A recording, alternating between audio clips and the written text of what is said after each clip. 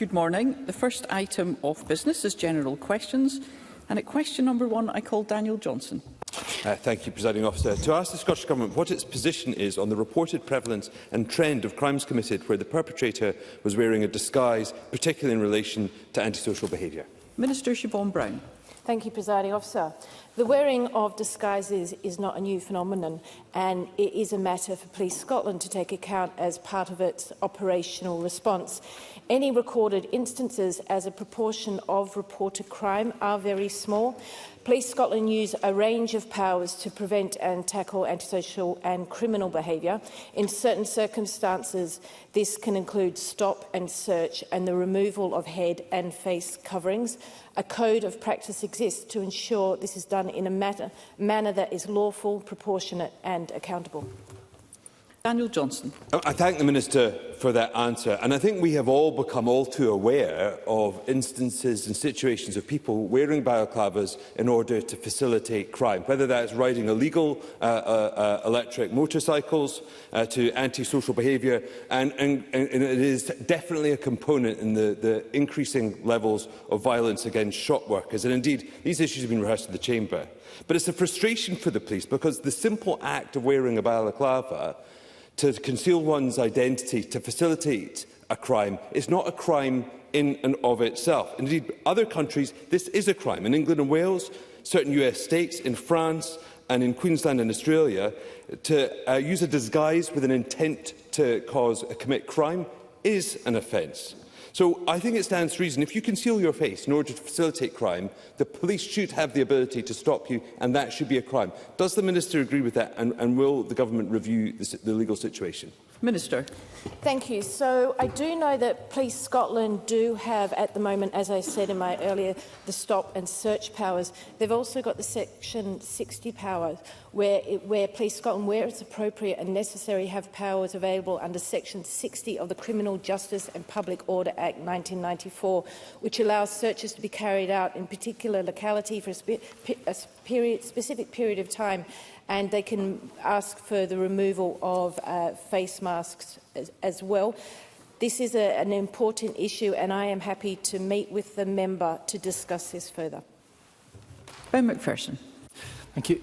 There has reportedly been an uptake in the utilisation of these disguises in some crime and antisocial behaviour here in the capital, and these trends are partly developing through social media. Therefore, what recent discussions has the Scottish Government had with their counterparts in the UK Government about the responsibility of social media platforms to prevent the spread of harmful content that promotes copycat crimes and antisocial behaviour, often involving face coverings? Minister. Thank you. The member's quite right to refer to the influence of social media and the impact it can have. Although regulation of the internet is reserved to the UK Government, we have been engaging extensively with UK ministers on the Online Safety Act to strengthen protections for young people. We responded to Ofcom's consultation on illegal harms online last year, which influenced its codes and guidance in relation to duties for online providers to protect users from harm, including threats, abuse and hate offences. We are continuing to engage with Ofcom and the UK Government to understand the impact and effectiveness of these actions, and I'm happy to keep the member updated. Thank you. Question number 2, Liz Smith. Thank you. Presiding Officer, can I declare an interest before asking this question as somebody who holds a PVG certificate? To ask the Scottish Government whether it provide an update on the Protecting Vulnerable Groups scheme, including the most recent data for the number of registered persons with PVG certification. Minister Natalie Dononis. On Tuesday, the 1st of April, it became a legal requirement for anyone carrying out a regulated role to be a member of the PVG scheme. There are currently 1,693,115 PVG scheme members. After a person joins the PVG scheme, Disclosure Scotland continuously monitor them to ensure that they have not become unsuitable to carry out a regulated role. Liz Smith. Thank you, Minister, for that, and I think it's good to see that the law has been tightened up in this regard. May I ask, however, as I wasn't able to establish this through my own research or that of a constituent, whether the change to the law also includes changes to the criteria for the designation of qualifying voluntary organisations who are not required to pay the £59 fee for their employees? Minister. So the two main areas that are going to require additional PVG checks as a result of the legal requirement or the move to regulated roles are in the health sector and the voluntary sector, and the additional roles in the voluntary sector come from a greater emphasis in the Disclosure Act on the role of power and influence over children and protected adults in determining if an individual is in a regulated role. On the specific question in relation to the fee, I'd be more than happy to update Ms Smith on that following the questions. Thank you. Question number 3, Richard Leonard. Thank you, Presiding Officer, and can I remind members of my voluntary register of trade union interests to ask the Scottish Government whether it will provide an update on staffing at ScotRail ticket offices. Mr Jim Fairley. Thank you, Presiding Officer. ScotRail has this week commenced to operate its ticket offices in accordance with the revised opening hours, which reflect the changing preferences of ScotRail's customers, and I am pleased to confirm that no jobs or working hours have been lost. ScotRail has assessed the requirement for staff, which allows it to adhere to the revised opening times, and currently carries out recruitment for ticket office staff where necessary. Richard Leonard. Can I thank the Minister for that reply? But under this government's stewardship, peak fares have returned to Scotland's railways. This week, all fares increased by 3.8%, and on Monday of this week, 2,800 hours were cut from staffing at ticket offices across Scotland. All of these measures, approved by the Scottish Government, all diminish passenger service, passenger safety and passenger accessibility, all make the jobs of railway workers more difficult. So will the Government think again, take the bold action required and reverse these decisions? Minister. While ScotRail ticket offices' opening hours have remained unchanged over the last 3 decades, ticket office sales have reduced from 78 to 14% over that period. And ScotRail Holdings and ScotRail have rightly reviewed that to ensure that they deliver services that meet the customer expectations. And the adjustments to the ticket office opening hours which were implemented will enable ScotRail staff to be redeployed to focus more directly on supporting passengers. So that kind of touches on some of the areas where the member's talking about accessibility for disability. It will enable better assistance for passengers while staff are being more visible to help deter antisocial behaviour and reduce fare evasion. Brief supplementary, Mark Ruskell. Women, particularly disabled women, experience sexual assault and harassment on public transport and have expressed concern about being less safe in unstaffed stations. So what actions does the Government intend to take to guarantee women's safety, particularly at the growing number of unstaffed stations that we have, Minister? Minister. ScotRail undertook research and they carefully considered when tickets were being purchased and passenger assistance was required to ensure that stations would be staffed when those travelling needed it. As ticket offices are not closing, it will result in passengers still being able to get assistance from staff, however, outwith of those times. ScotRail has also given assurances that tickets can still be purchased on the train, including discounted fares. And these are important improvements which we all want to see in the public services for a public-run railway service. Question number 4, Paul Sweeney. Thank you, Presiding Officer. To ask the Scottish Government whether it will accelerate the full implementation of bus franchising powers in the Transport Scotland Act of 2019. Minister Jim Fairley. All local transport authorities in Scotland now have the power to start developing their franchising proposals, and we will bring forward one further set of regulations later this spring, and that will focus on the process of transitioning from the current commercial market into a franchise, as well as transitioning out of a franchise. At the same time, officials are developing guidance for local transport authorities on the franchising process. This will cover the preparation of a franchising framework, the audit process, what an authority should expect when going through the franchising approval process, and the process for commencing a franchise. Paul Sweeney. Thank you, Presiding Officer. Those provisions are more than welcome, because this week bus fares in Glasgow have gone up to £5.90 for an adult day ticket, while a single has risen to £3.10. For too long, Glaswegians have paid the highest bus fares of any British city for an unreliable and fragmented service, while Manchester, Liverpool and Leeds are powering ahead with bus franchising. It's a huge opportunity for Greater Glasgow to take back control of its bus system. The next Transport Commissioner for Scotland will convene the panel that will decide whether SPT can establish that bus franchise. So does the Minister agree that the next Commissioner must not stand in the way of bus franchising, which has overwhelming democratic political support, and will he ensure that the RTP SPT is fully resourced for that purpose? Minister. I couldn't agree more with Paul Sweeney. This is an absolutely fantastic opportunity for RTPs and other organisations to want to take control of the public service provision provision of buses, and I absolutely accept that point. We have been quite clear from day one that what we want to do is give the local authorities and the transport authorities the ability to be able to make that transition to franchising, and I think the provisions we put in place do exactly that. Question number 5, Douglas Lumsden. To ask the Scottish Government whether it will provide an update on when it will publish its energy strategy and just transition plan.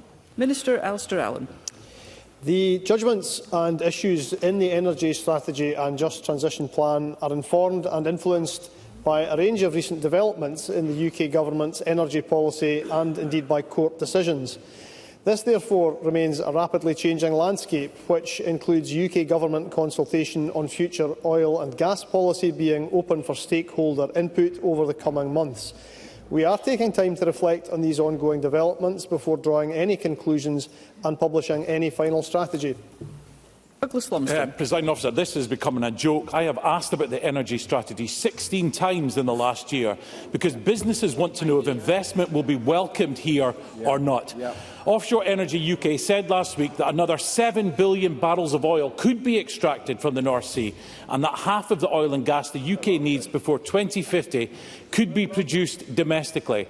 In an increasingly unstable world, does the Minister recognise that it's common sense to make use of our own domestic supply of oil and gas rather than importing it from abroad? And does he also recognise the damage being caused by the SNP's presumption against new oil and gas? And will he ditch it today and finally confirm when his party's long overdue energy strategy will finally be published? Minister. The member will obviously be aware that the decision will ultimately be made by the UK Government, but we are clear in our support for a just transition for Scotland's oil and gas sector, which recognises the maturity of the North Sea basin and is in line with our climate change commitments. So offshore oil and gas licensing, as well as the consenting and associated fiscal regime, all of these things that go with it, I don't know why the member is shouting, because they are all matters that are currently reserved to the UK Government.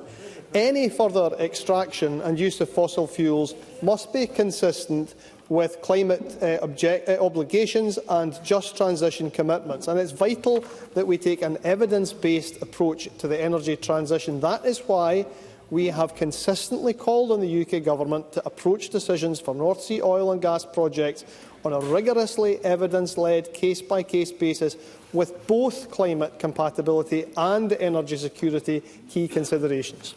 Question number 6, Martin Whitfield. Very grateful, Presiding Officer, to ask the Scottish Government what assessment it has made of the impact of the reported rising childcare costs on families, particularly those on low and middle incomes, in light of recent research by the Coram Family and Childcare Charity. Minister. Supporting families through access to high-quality, affordable and accessible childcare is critical to the First Minister's mission of eradicating child poverty. That's why, since 2021, we've prioritised investment of £1 billion per year in funded ELC for all 3- and 4-year-olds and those 2-year-olds who need it most. Our interim ELC 1140 evaluation report, published in August 24, found that uptake of funded hours is high, and there are promising signs that the expansion is delivering improvements in quality, flexibility, accessibility and affordability. Our full evaluation report will be published later this year. Martin Whitfield. I'm very grateful to the Minister for that answer. And while the cost for a part-time nursery place for an under 2 now costs an average of £70.51 per week in England after working parent entitlements, that is 56% decrease since last year. In Scotland, a part-time nursery place for a child under 2 costs an average of £122.38. a 7% rise on 2024. This will clearly hit the lowest paid workers hardest, with many families having to pay £50 or more a week for the same childcare in Scotland that they would get in England. What will the Scottish Government do to address this inequality? Minister. I think Mr Whitfield raises an important point, but I would point out Scotland is the only part of the UK to already offer 1140 hours a year of funded ELC to all 3- and 4-year-olds and eligible 2-year-olds. And our investment is fundamental to giving children the best start in life. Now, in contrast, the Institute for Fiscal Studies has also made clear that the poorest third of families in England will see almost no direct benefit from the UK Government childcare entitlements. Let me be clear, this is about what is best for Scotland's children. Our offer is built for the children who need it most. That being said, we are continuing to work with local authorities, continuing to work with stakeholders to see how we can support parents more. The member is aware of all the work that we're doing in relation to our early adopter communities and other aspects of our childcare offer, and I will continue to look for ways that we can support parents with their childcare costs. Brief supplementary, Ros McCall. Thank you, Presiding Officer. The value of good quality, accessible and affordable childcare is essential to addressing child poverty and enabling parents to re-enter the workforce. And thanks to the policies of the previous Conservative government, as already been stated, the cost of part-time childcare place is more than halved and the cost of a full-time place is reduced by 20%. Now, I've been highlighting in this place the issues around early years childcare for working parents for some time. So will the Minister agree to examine the implementation of 1140 hours of free childcare and adjust the policy to ensure that parents can actually get back to employment? Minister. I mean, Ms McCall talks about UK Conservative government policy in relation to childcare. I would seriously call into question the impact that Conservative policies had on families across Scotland for a number of years. Now, I would say, as I pointed out in my previous response, this is about helping the children. For children aged under 3, the picture is different. You know, it's guaranteed that ELC, if our 1140 offer, will benefit 3- and 4-year-olds, but for children aged under 3, the picture is a little bit different. And how much they benefit from ELC is determined by crucial factors such as their family background, what age they start in ELC, the quality of services and the balance of hours they spend between care at home and in ELC settings. Now, we do have a number of work streams underway in terms of increasing access for parents, but I would emphasise that we want to get this right for our youngest children and we want to get it right for families, and that is what we are working towards. Question number 7, Kevin Stewart. Thank you, Presiding Officer. To ask the Scottish Government whether it will provide an update on the potential impact of the UK Government's spring statement on the Scottish budget. Cabinet Secretary Shona Robertson. As I set out to Parliament yesterday, the Chancellor has caused a great deal of concern across Scotland by her decision in the UK Spring Statement to shortchange public services and deliver cuts to some of the most vulnerable in our society. I called on the UK Government to reject the failed approach of austerity, but while they may deny it, for many people this looks and feels like austerity. We are considering the impacts on Scotland's public finances, and I'll set out more detail in the medium-term financial strategy at the end of May. Kevin Stewart. Thank you, Presiding Officer.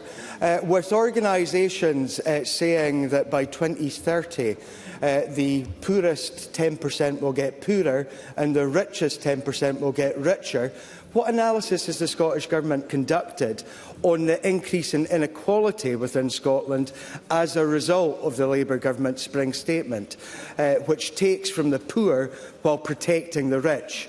And is it now not apparent that the only way to create a fairer Scotland is independence? Cabinet Secretary. Well, Kevin Stewart is absolutely right, and we are considering the impact of the UK Government's planned cuts to welfare policies on Scotland. What is clear from the UK Government's own impact assessment is that 250,000 people, including 50,000 children, will be pushed into relative poverty in 2029-30. This is likely to increase inequality and is shameful. As I said to Parliament yesterday, we will strain every sinew to protect disabled people from this deplorable action of the UK Government, and we're committed, of course, to eliminating child poverty, but this job is being made harder by the actions of the UK Government. Thank you. A concise question number 8, Michael Mara. To ask the Scottish Government what it is doing to ensure adequate provision of teaching staff in secondary schools in Dundee. Cabinet Secretary Jenny Gilruth. The Scottish Government has provided local authorities with increased funding of £186.5 million this year as part of our agreement with local government to restore teacher numbers to 2023 levels. There is an additional £28 million of funding contained in the budget to provide for additional support for learning, which can be used flexibly by our councils to invest in further extra teachers in secondary schools, including in Dundee. The overall number of teachers in Scotland's classrooms has increased by more than 2,500 over the past decade as a result of direct Scottish and Government investment. Michael Mara. The head teacher of St John's High School in Dundee has written to parents saying S1 and S2 pupils will receive fewer maths lessons per week, and National 5 application of maths classes will only see a qualified maths teacher on a rotational basis. Responsibility for this mess lies with the SNP government that slashed council budgets, presided over a decline in Scottish education and piled ever more responsibilities on our teachers. In his letter, head teacher Sean Haggany apologises for the disruption to learning. Cabinet Secretary, will you join him and apologise? Cabinet Secretary. Presiding Officer, Mr Mara highlights an issue which I note has received press coverage in today's Courier. I have asked my officials to engage substantively with Dundee City Council, and I remind Mr Mara of local authorities' statutory responsibilities with regard to the delivery of education. But as I intimated in my original response, Dundee City Council will receive an extra £5.1 million as a result of this government's investment through the budget, which will help the City Council to increase teacher numbers, alleviating the challenges that he rightly raises today. And it is thanks to that investment from the Scottish Government that we have the highest paid classroom teachers, the lowest pupil-teacher ratio and the highest school spending per pupil on all of these measures across these islands. But it remains deeply politically incoherent that Mr Mara and his party voted to abstain on further investment in Scotland's classrooms, where we know and agree it is needed most. Thank you, Cabinet Secretary. That concludes general questions. The next item of business is First Minister's questions.